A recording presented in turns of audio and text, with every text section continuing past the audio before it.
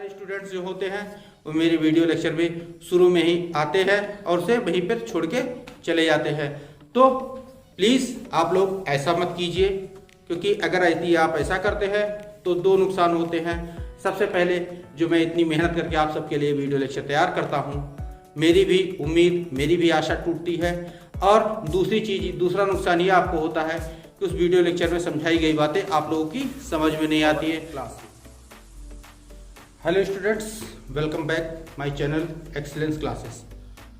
आज मैं आप लोगों को आपके इंग्लिश के टॉपिक, इंग्लिश ग्रामर के टॉपिक ट्रांसफॉर्मेशन में ट्रांसफॉर्मेशन के बारे में आप लोगों को समझ के ऐसा रखिए कि ट्रांसफॉर्मेशन का मतलब ये होता है कि जैसे किसी चीज़ का स्वरूप बदल, मतलब उसका बाहरी दिखावा बदल देना, और जबकि उस चीज़ को वास्तविक रूप से अंदर से वैसा ही रहना।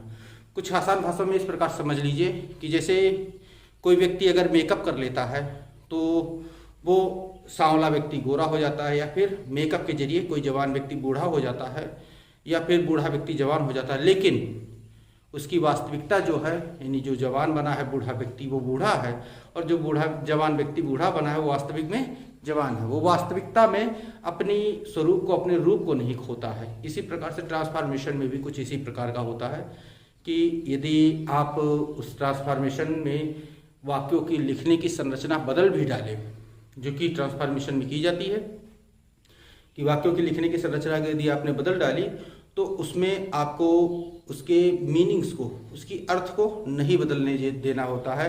अर्थात जो ट्रांसफॉर्मेशन में वाक्यों के लिखने का स्वरूप बदल दिया जाता है, एक शब्द में ये जान लीजिए कि ट्रांसफॉर्मेशन में वाक्यों के लिखने का स्वरूप पूरी तरह से बदल दिया जाता है, लेकिन वाक्यों से जो उस वाक्य से अर्थ निकलता है, उस वाक्यों की जो मुख्य अर्थ होता है, उस अर्थ को कतई नहीं बदला जाता है।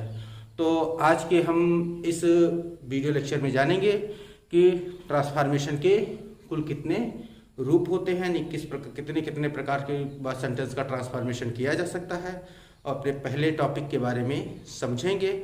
और धीरे धीरे करके एक एक वीडियो लेक्चर में मैं आपको एक एक ट्रांसफॉर्मेशन के जो स्वरूप होते हैं, मतलब ट्रांसफॉर्मेशन का पार्ट्स होता है, हर एक वीडियो लेक्चर में एक पार्ट को पूरी तरह से कवर करने की कोशिश करूंगा।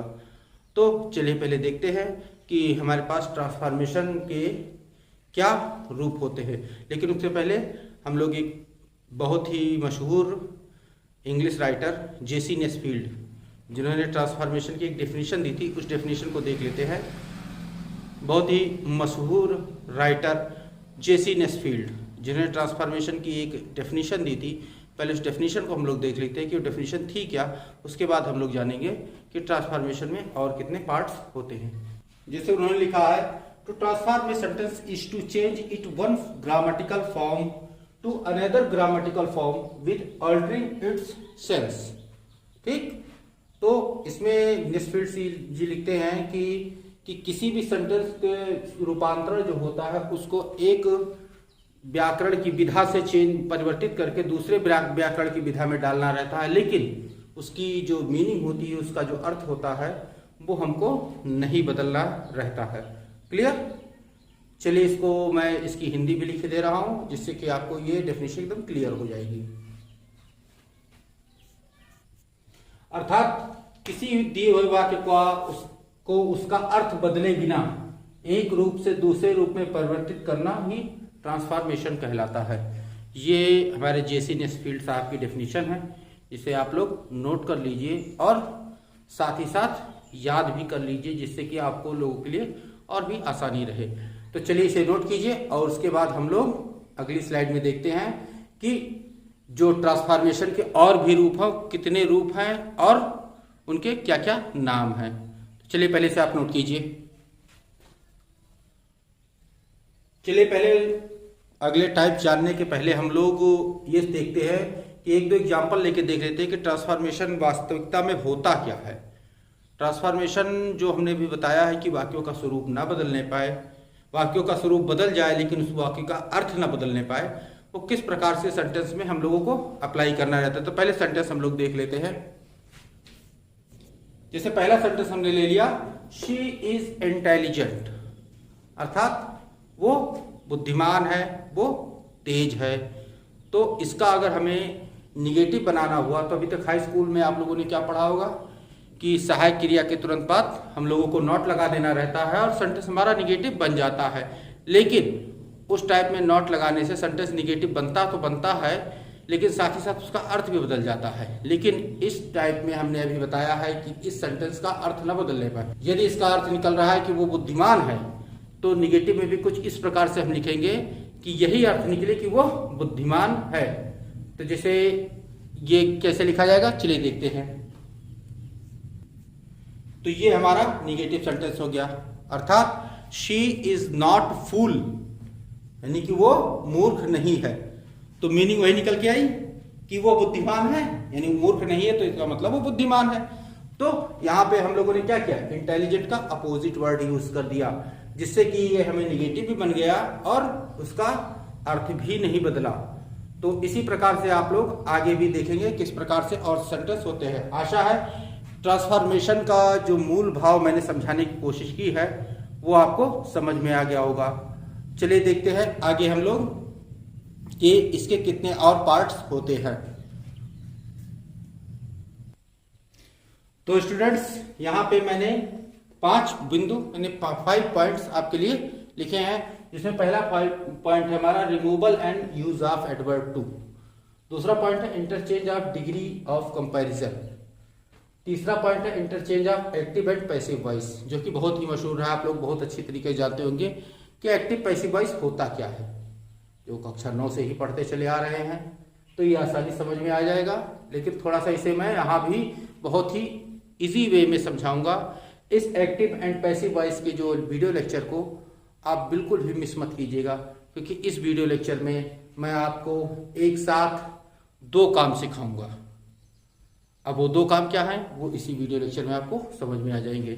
एक साथ 2 परिवर्तन मैं आपको यहाँ पे सिखाऊंगा, जिसमें आप इस वीडियो लेक्चर में जब भी आएंगे, ये वीडियो लेक्चर मेरा जब भी आएगा, आपको जान जाएंगे कि क्या क्या 2 परिवर्तन है। चौथा पॉइंट हमारे पास है interchange of interrogative and assertive sentences.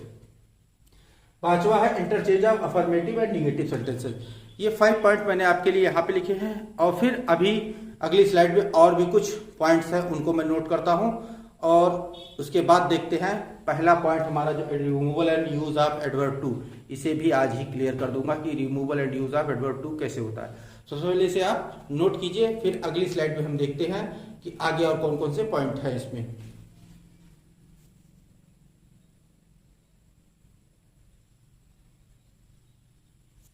चलिए अगले कुछ पॉइंट और है, नोट कर लीजिए। ये 6वां पॉइंट हमारा है interchange of exclamatory and assertive sentences, मतलब एक्सक्लेमेटरी सेंटेंस को असर्टिव में बदलना, असर्टिव सेंटेंस को एक्सक्लेमेटरी सेंटेंस में बदलना। अगला पॉइंट हमारे पास है interchange of one part of speech for another part of speech. अगला पार्ट हमारे पास है कि एक पार्ट ऑफ स्पीच से दूसरे पार्ट ऑफ स्पीच में कैसे परिवर्तित किया जाता है। अर्थात नाउन है तो एडजेक्टिव कैसे बनाया जाएगा, एडजेक्टिव है तो एडवर्ब कैसे बनाया जाएगा, एडवर्ब है तो नाउन कैसे बनाया जाएगा, और नाउन है तो प्रोनाउन कैसे बनाया जाएगा। ये सारी चीजें हमें सीखने को मिलेंगी। अगला पार्ट हमारे पास है conversion of simple sentence to compound sentence. Compound sentence का नाम तो सुना हुई होगा, तो एक सिंपल सेंटेंस को कंपाउंड सेंटेंस किस प्रकार से बनाया जाएगा, ये इस पार्ट में हमें सीखने को मिलेगा। अगले पार्ट में हमारे पास है conversion of compound sentence to simple sentence, मतलब ये जस्ट इसका उल्टा, यानी कि यहाँ पे कंपाउंड सेंटेंस को सिंपल सेंटेंस किस प्रकार से बनाया जाएगा ये बताया जाएगा। 10वें पॉइंट पे हमारे पास है कि conversion of simple sentence to complex sentence, अर्थात सिंपल सेंटेंस को कॉम्प्लेक्स सेंटेंस किस प्रकार से बनाया जाएगा। चलिए इसे आप नोट कीजिए, फिर आगे देखते हैं। इसमें 2-3 पॉइंट और है, उनको भी मैं दिखाई दे रहा हूं। तो स्टूडेंट्स देखिए, इस प्रकार से हमारे 13 पॉइंट पूरे हुए, अर्थात 11वां पॉइंट है conversion of complex sentence to simple sentence, conversion of complex sentence to compound sentence, और conversion of compound sentence to complex sentence. इस प्रकार से ये हमारे पास 13 पॉइंट है, और इन 13 पॉइंट पे मैं लगभग 10 या 12 या 13 लेक्चर मैं आप लोगों को वीडियो लेक्चर में आपको उपलब्ध कराऊंगा। तो आप लोगों हमारे चैनल के साथ बने रहिएगा, जिससे कि आप लोगों को हर वीडियो लेक्चर मिलता रहे। और बहुत सारे स्टूडेंट्स जो होते हैं वो मेरे वीडियो लेक्चर में शुरू में ही आते हैं और उसे वहीं पर छोड़ के चले जाते हैं। तो प्लीज़ आप लोग ऐसा मत कीजिए, क्योंकि अगर यदि आप ऐसा करते हैं तो 2 नुकसान होते हैं। सबसे पहले जो मैं इतनी मेहनत करके आप सबके लिए वीडियो लेक्चर तैयार करता हूँ, मेरी भी उम्मीद, मेरी भी आशा टूटती है। और दूसरा नुकसान ये आपको होता है कि उस वीडियो लेक्चर में समझाई गई बातें आप लोगों की समझ में नहीं आती है, जिससे आप लोगों की पढ़ाई भी बहुत डिस्टर्ब होती है। तो इस कोविड के कारण मैंने जो आप लोगों की सहायता के लिए वीडियो लेक्चर की सीरीज चालू की है, जो इन ग्रामर की जो सीरीज चालू की है, इस ग्रामर की सीरीज में हर वीडियो लेक्चर बिना एक भी पॉइंट स्किप किए हुए पूरा देखा कीजिए। तो आप इसको नोट कीजिए 13वां पॉइंट। इसके बाद हम लोग चलते हैं अपने पहले पॉइंट की तरफ, removal and use of adverb too. इसको हम देखते हैं कि कैसे इसमें किसी भी सेंटेंस में टू का यूज किया जाता है, किसी भी सेंटेंस में टू को रिमूव किया जाता है। चलिए पहले से आप नोट कीजिए।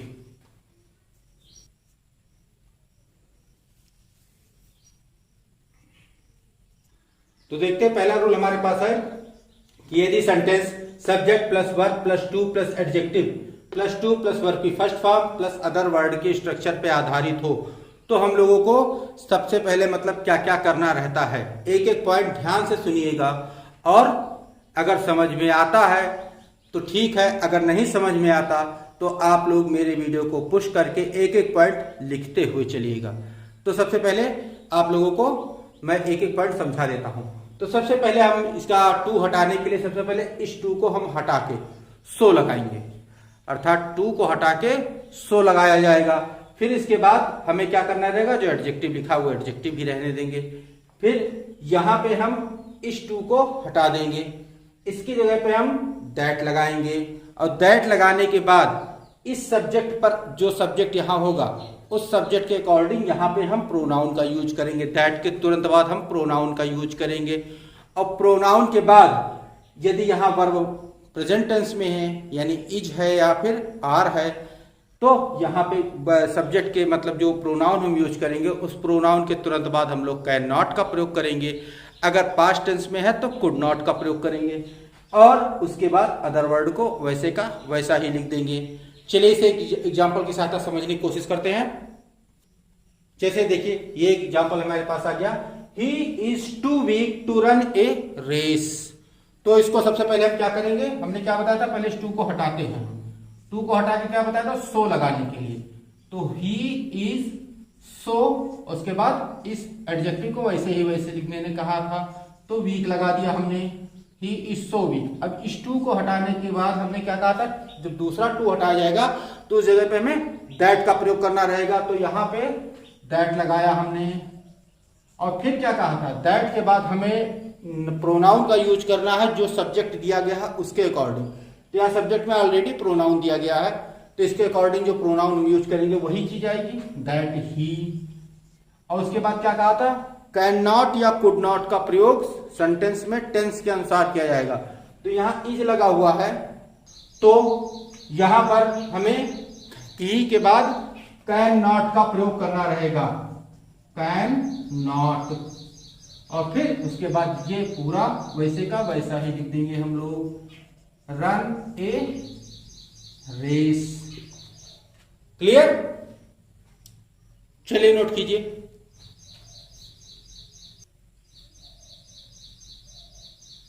एक और एग्जांपल लेते हैं, the news was too good to be true. तो यहां पे एक चीज आप लोग अलग देख रहे होंगे, यहां पे हमने लगाया टू बी, अर्थात यहां पे हमें अगर मेन वर्ब मिलती इसके बाद तो मेन वर्ब हमेशा थर्ड फॉर्म में मिलती। तो यहां पे मेन वर्ब तो मिली नहीं, तो ये हमें कॉम्प्लीमेंट मिल रहा है, तो इसका थर्ड फॉर्म तो होता नहीं, लेकिन ये पैसिव वॉइस में है। तो टू बी का मतलब इस बी को हमें जब ट्रांसफॉर्म करेंगे तो उसके साथ भी लिखना रहेगा, अर्थात इसको किस प्रकार से करेंगे, द न्यूज वाज, वही नियम, सो गुड, फिर दैट लगाएंगे, और यहां पे वाज है तो वाज के अकॉर्डिंग हम यहां पे कुड नॉट का प्रयोग करेंगे, कुड नॉट बी। अब इस बी को मैंने कहा साथ में रखेंगे, तो यहां रख दिया हमने, could not be true. Okay, चलिए और एक एग्जांपल लेते हैं।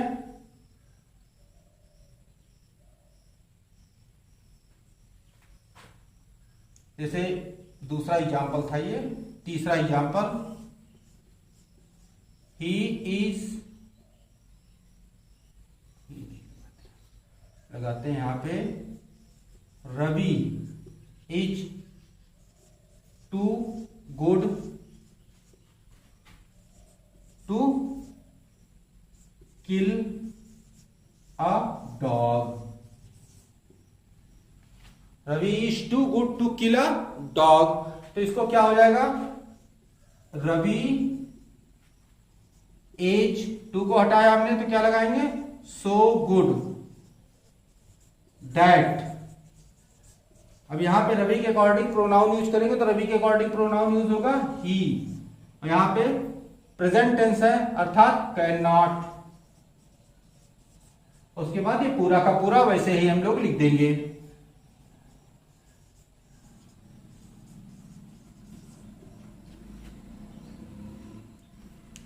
आई बात समझ में? चलिए इसे आप नोट कीजिए, फिर अगले स्लाइड में कुछ और एग्जांपल देखते हैं। अगले रूल के अंतर्गत क्या है कि यदि सेंटेंस जो होगा हमारा subject plus verb plus to plus adjective plus for और प्लस नाउन, इस स्ट्रक्चर पे जब आधारित हो तो इसको हमें किस प्रकार से परिवर्तित करना है, इसे आप ध्यान से सुन लीजिए। और साथ ही साथ एक एक पॉइंट पे आप वीडियो पुश करके एक एक पॉइंट आप नोट करते चलिए, जिससे कि आप लोगों को याद करने में बहुत आसानी हो। तो पहले क्या करेंगे, सबसे पहले हमारा वही परंपरागत टू को हम हटा देके सो लगा लेंगे। ओके, टू को हटाया हमने, सो लगाया। उसके बाद हम लोगों को एडजेक्टिव का प्रयोग करना जो यहाँ पे लिखा हुआ है, और एडजेक्टिव के तुरंत बाद हम लोगों को दैट लगा देना है।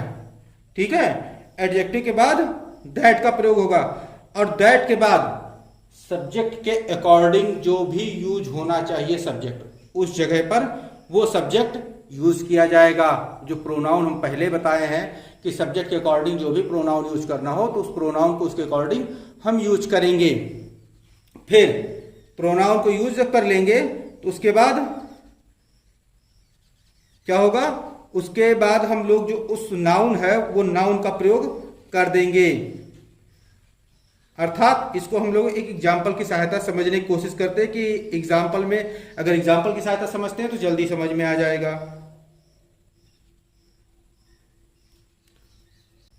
चलिए, इस स्ट्रक्चर पर जो जो परिवर्तन किया जाता है वो मैंने आप लोगों के लिए एक बार लिख भी दिया है, कि जिससे आप लोगों के लिए आसानी हो जाए कि इस चीज को किस प्रकार से नोट किया जाएगा। यानी इस टाइप का अगर सेंटेंस मिलता है तो सबसे पहले हमें क्या करना है, टू को हटाना है, सो लगाना है। फिर उसके बाद एडजेक्टिव को हटाना है, एडजेक्टिव के बाद दैट का हमें प्रयोग कर देना है। फिर दैट के बाद उपयुक्त प्रोनाउन लगाना है, जो सब्जेक्ट होगा उसी के अकॉर्डिंग हमें प्रोनाउन का प्रयोग करना है। और टेंस के अनुसार कैन नॉट या कुड नॉट का प्रयोग कर देना है। और फिर कैन नॉट या कुड नॉट के बाद बी का प्रयोग करना है और फॉर हटा देना है। और उसके बाद नाउन के अनुसार, यानी नाउन सिंगुलर, जैसे नाउन जो ए एन का प्रयोग बताया गया हो तो नाउन के अनुसार ए या एन का हमें वहां पे प्रयोग करना है। क्लियर? उसके बाद ए एन के बाद हमें नाउन लगा देना है, और इस प्रकार से हमारा सेंटेंस यहाँ पे टू रिमूव करके ट्रांसफॉर्म हो जाएगा और उसका अर्थ भी नहीं बदलेगा। चलिए इसे आप एक बार नोट कर लीजिए, फिर आपको अगली स्लाइड में हम एग्जाम्पल बताते हैं। तो स्टूडेंट्स, ये हमारे कुछ एग्जाम्पल्स हैं। जैसे he is too dull for a sportsman, तो नियम अनुसार हमने क्या बताया था, टू को हटाओ, सो को लगाओ, एडजेक्टिव के बाद दैट लगाओ, दैट के बाद फिर उपयुक्त प्रोनाउन का प्रयोग करो, फिर टेंस के अनुसार कैन या कुड नॉट का प्रयोग करो, उसके बाद बी लगाओ, फिर नाउन के अकॉर्डिंग ए एन का प्रयोग करो, उसके बाद नाउन का प्रयोग करो। तो यहाँ पे टू हटाया, सो लगाया, और उसके बाद सो एडजेक्टिव डल था, डल के बाद हमने दैट लगाया, दैट के बाद हमने ही के अकॉर्डिंग ही यहाँ पे लगा दिया। तो यहाँ पे टेंस था प्रेजेंट, इसीलिए कैन नॉट लगाया, कैन नॉट के बाद बी लगाया, और बी के बाद स्पोर्ट्समैन के साथ ए का यूज हुआ था तो ए हमने लगा दिया, ए स्पोर्ट्समैन। इसी प्रकार से यहाँ भी होगा, Radhe was too slow for a runner, तो Radhe was so slow that he could not be a runner. Clear? चलिए इसे एक बार आप नोट कर लीजिए, फिर आगे अगले नियम को देखते हैं। तो अगला नियम है कि यदि sentence subject plus verb plus to plus adjective plus for plus pronoun plus to plus verb की first form plus other word पे आधारित हो तो उसको हम किस प्रकार से वहां से टू को हटाएंगे। तो सबसे पहले आप लोग देख लीजिए कि इस सेंटेंस में क्या क्या परिवर्तन करना रहेगा, उसे मैं एक बार पूरा लिखे दे रहा हूं, जिससे आप लोगों के लिए कोई दिक्कत का सामना ना करना पड़े। तो स्टूडेंट्स, कभी कभी आपके सामने इस टाइप का सेंटेंस आ जाता है कि जिसमें subject plus verb plus to plus adjective plus for लगा के हमें प्रोनाउन मिल जाती है पोसेसिव केस में, और उसके बाद टू फिर वर्ब की first form plus other word मिलते हैं। इनको हमें टू हटाना रहेगा, तो कैसे स्टेप बाय स्टेप टू को हम हटाते हैं इसमें देख लीजिए। तो सबसे पहले टू को हटा के हमने सो लगाना है, दैट के बाद एडजेक्टिव का प्रयोग करना है, और फॉर के बाद प्रयुक्त जो प्रोनाउन होता है वो हमेशा पोसेसिव केस में होता है, तो उसका हम नॉमिनेटिव केस बना के उसका सब्जेक्ट बना देंगे। जिस भी स्टूडेंट को पोसेसिव या नॉमिनेटिव या ऑब्जेक्टिव केस समझ में नहीं आता है तो वो मेरे कमेंट बॉक्स में नीचे कमेंट कर देंगे, और ज़्यादा अगर कमेंट आता है इस बारे में तो मैं इसका एक अलग से सेपरेट वीडियो लेक्चर आपको दे दूंगा, जिससे कि आपको क्लियरली समझ में आ जाएगा कि किस प्रोनाउन का कौन सा जो पार्ट होता है वो पोसेसिव में होता है, कौन सा ऑब्जेक्टिव में होता है, कौन सा नॉमिनेटिव में होता है। तो यहाँ पे प्रयुक्त जो पोसेसिव केस का प्रोनाउन होगा उसे हम नॉमिनेटिव बना के उसका सब्जेक्ट बना देंगे, और फिर उसके बाद टेंस के अनुसार हम कैन या कुड का प्रयोग कर देंगे, और सेंटेंस के सबसे आखिरी में हम लोग इट का प्रयोग करेंगे। क्लियर? चलिए इसे नोट कीजिए आप लोग। जैसे पहला एग्जांपल हमारे पास है, the tea is too hot for me to drink. इसको जब हम रिमूव करेंगे टू तो क्या हो जाएगा, पहले क्या बताया, टू को हटाना सो लगाना है, तो the tea is so hot, और उसके बाद हमने क्या बताया था, दैट का प्रयोग करना है, दैट, और उसके बाद इस मी को यानी सब्जेक्ट के बाद जो पोसेसिव केस में फॉर के बाद जो प्रोनाउन आता है उसको हमें नॉमिनेटिव बनाना है, तो मी का नॉमिनेटिव में आई मिलेगा, आई, और फिर टेंस के अनुसार हमें कैन या कुड का प्रयोग करना है, तो कैन नॉट, और फिर ड्रिंक, और फिर क्या होता था आखिरी में इट का प्रयोग मैंने बताया था, तो I can not drink it. तो समझ में आ गई होगी बात। अगले एग्जाम्पल के साथ और समझते हैं जिससे कि आपको ठीक से क्लियर हो जाए। अगला एग्जाम्पल है, the tree was too high for you to climb. तो इसका क्या बनेगा, इसका बन जाएगा हम, the tree was so high,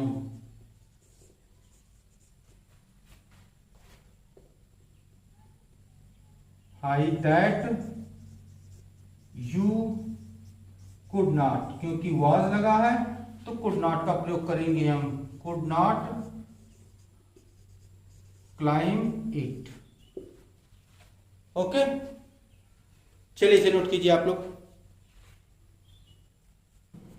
जब सेंटेंस हमें इस स्ट्रक्चर पर मिल जाए हम लोगों को, तो हमें कैसे स्ट्रक्चर क्या है, subject plus verb plus to plus adjective, अर्थात इस सेंटेंस में जो हमें अभी तक जो सेंटेंस पढ़ते चले आए हैं जिसमें एक दूसरा पार्ट भी होता था, इस टाइप के सेंटेंस में वो दूसरा पार्ट हमको नहीं मिलता है। तो अगर इस टाइप का सेंटेंस अगर हमारे सामने आ जाए तो उस सेंटेंस को हम कैसे उसमें से टू को रिमूव करेंगे, इसका एक छोटा सा बहुत ही आसान सा नियम है कि इसमें से हम लोग टू को पूरी तरह से हटा देंगे, और हटाने के बाद यहाँ पे हम लोग एक्सट्रीमली का प्रयोग कर देंगे, तो सेंटेंस हमारा यहां पे तैयार हो जाएगा। चलिए देखते हैं एग्जांपल की सहायता से। तो यहां पे आ गया, यू आर टू जेंटल, तो इसको हमें क्या कर देना रहेगा, सिंपल सा है, you are extremely gentle, extremely gentle. अगर आप एक्सट्रीमली जेंटल लिखते हैं तो भी सही सेंटेंस है, और अगर आप एक्सट्रीमली नहीं लिखना चाहते तो उसको आप लिख दीजिए, You are gentle beyond its proper limit, beyond its proper limit। ये हमारा जब खाली टू आता है तो इस तरीके से हो जाता है, आसान सा है। टू को हटा के एक्सट्रीमली याद कर लीजिए, इस टाइप के सेंटेंस में चुटकी बजाते इसको आप टू को रिमूव कर सकते हैं। जैसे कि बहुत सारे स्टूडेंट्स होते हैं, आप लोगों ने अपनी क्लास में ही देखा होगा कि उल्टा सीधा काम करते हैं, उनके दिमाग में कुछ अलग ही सोच चलती रहती है। तो उन अलग सोच वालों के लिए, उन अलग से दिमाग रखने वालों के लिए अलग, खुराफाती सोच वालों के लिए ये हमारा दूसरा आ गया, थोड़ा सा बड़ा है जिसे याद करने में थोड़ी सी दिक्कत होगी, तो वो उन सोच वालों के लिए होगा। लेकिन जो नॉर्मल सी सोच वाले हैं, जो अच्छा खासा पढ़ते लिखते हैं, तो उनके लिए सिंपल सा सेंटेंस है ये, एक्सट्रीमली याद कर लें, टू के बाद तुरंत आसानी से सॉल्व हो जाएगा चुटकी बजाते ही। अब दूसरी बात, एक बात ध्यान से इस चीज को सुन लीजिएगा आप लोग, कि यदि सेंटेंस में टू लगा, यानी टू का प्रयोग किया, उसके बाद एडजेक्टिव लगाया और उसके बाद टू लगा के वर्ब की first form plus other word अगर लगाया गया, तो वो सेंटेंस हमारा निगेटिव फॉर्म में होता है, अर्थात उस सेंटेंस का अर्थ हमें नकारात्मक रूप में मिलता है। लेकिन अगर वहीं पर टू लगा के हमें जो वर्ब का सेकंड पार्ट, में सेंटेंस का सेकंड पार्ट, इसमें हम टू लगा के वर्ब की फर्स्ट फॉर्म के साथ लगा के अदर वर्ड लिखते हैं, ये सेकंड पार्ट अगर हमें नहीं मिलता, जैसे इस टाइप के सेंटेंस, तो ये सेंटेंस हमारा पॉजिटिव फॉर्म में होता है, अर्थात सेंटेंस में जो कंडीशन होती है वो एक्सेप्टेबल होती है, स्वीकार्य होती है, तो ये सेंटेंस हमारा पॉजिटिव में आता है। तो इन दोनों में डिफरेंस होता है यही कि यहाँ पे हम लोग कैन नॉट का प्रयोग इसीलिए नहीं करते क्योंकि ये सेंटेंस हमारा पॉजिटिव है, और वो सेंटेंस जिसमें हम एडजेक्टिव के बाद इन्फिनेटिव वर्ब, टू लगा के वर्ब की फर्स्ट फॉर्म और उसके बाद अदर वर्ड मिलता है, वो हमारा निगेटिव होता है, इसीलिए वहां पे हम लोग कैन नॉट का प्रयोग करते हैं। चलिए ऐसे आप नोट कीजिए।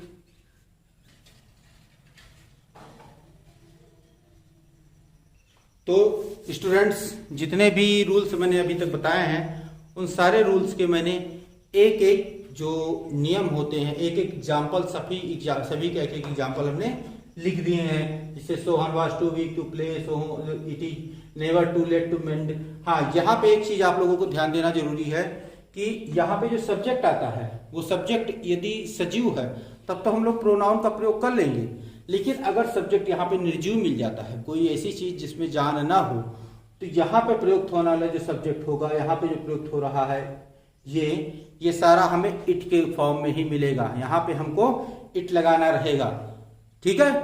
अगर यहाँ पे सब्जेक्ट हमें इट मिल जाता है तो इस जगह पे हमें वन लगा देना रहेगा, मतलब इट के बदले इट नहीं लगाएंगे, इट के बदले हम लोग वन लगाएंगे और निर्जीव चीजों के बदले हम लोग इट का प्रयोग करेंगे।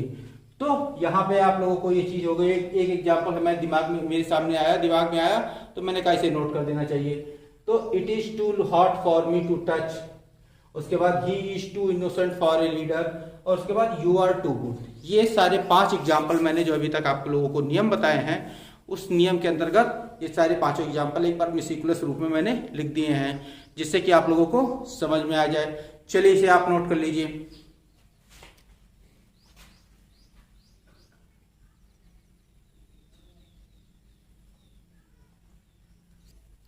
आज का वीडियो लेक्चर यहीं पे खत्म किया जाता है और इसी के साथ रिमूवल ऑफ एडवर्ब टू यहाँ पे खत्म होता है। तो आशा है यहाँ तक के वीडियो लेक्चर में आपको ठीक से समझ में आया होगा, ढंग से समझ में आया होगा। यदि आपको कहीं भी कोई पॉइंट नहीं समझ में आता, कहीं भी कोई सेंटेंस अगर आपको नया मिल जाता है जिसमें आपको समझ में नहीं आता कि ये कैसे प्रयोग किया गया है, तो उस सेंटेंस को या उस पॉइंट को मेरे नीचे कमेंट बॉक्स में छोड़ दीजिएगा, जिसकी क्वेरी मैं आपको नेक्स्ट वीडियो लेक्चर में सॉल्व कर दूंगा। और रही बात, आपको मैंने इस पहले टॉपिक को लिखने से पहले मैंने आपको इसका नाम बताया था, use and removal of adverb too. तो यहाँ पे मैंने रिमूवल तो बता दिया, लेकिन यूज आपको इन्हीं नियमों को उल्टा करके जब आप पढ़ेंगे तो आप एडवर्ब टू का जो यूज है वो भी कर पाएंगे। यदि आपको एडवर्ब टू का यूज ठीक से समझ में नहीं आता तो आप लोग मुझे कमेंट कर दीजिएगा, और अगर ज़्यादा कमेंट हुए तो मैं उस पर एक सेपरेट वीडियो लेक्चर को तैयार कर दूंगा। तो आशा है यहाँ तक के वीडियो लेक्चर में आपको मज़ा आया होगा, समझ में आया होगा। यदि आपको वीडियो लेक्चर समझ में आया है तो लाइक कीजिए और अपने दोस्तों को शेयर कीजिए, जिससे कि उनकी भी नॉलेज बढ़ती रहे। और यदि आप मेरे वीडियो पे पहली बार आए हैं तो भाई बहुत मेहनत करते हैं वीडियो बनाने के लिए, कम से कम सब्सक्राइब करके जरूर जाया कीजिए। अगर आप वीडियो को आते हैं, चैनल पे आते हैं और वीडियो भी पूरा नहीं देखते, सब्सक्राइब भी पूरा नहीं करते, तो थोड़ा सा अच्छा नहीं लगता है। इस बात को ध्यान रखिए कि कम से कम यदि वीडियो लेक्चर पे आप आते हैं तो वीडियो लेक्चर पूरा देखा कीजिए। पूरा देखने का फ़ायदा भी मैंने आपको शुरू में ही बता दिया है एक तो आपको सारे पूरे वीडियो लेक्चर को ठीक से समझ में आएगा, और दूसरी चीज़ मेरी भी हिम्मत बनी रहेगी कि हाँ आप लोग वीडियो लेक्चर को पूरा देखते हैं। और साथ ही साथ सब्सक्राइब जरूर कर लीजिए। सब्सक्राइब करने के साथ के लिए, क्योंकि ये जो मेरे ट्रांसफॉर्मेशन की एक पूरी सीरीज तैयार हो रही है, इस पूरी सीरीज को अगर आप सब्सक्राइब नहीं करेंगे तो आपका वीडियो लेक्चर आपसे मिस हो सकता है। तो आप लोग सब्सक्राइब चैनल को जरूर कर लीजिए, और तब तक के लिए wait for my next video lecture. Till then keep watching, keep learning, stay tuned with our channel. Thank you and bye.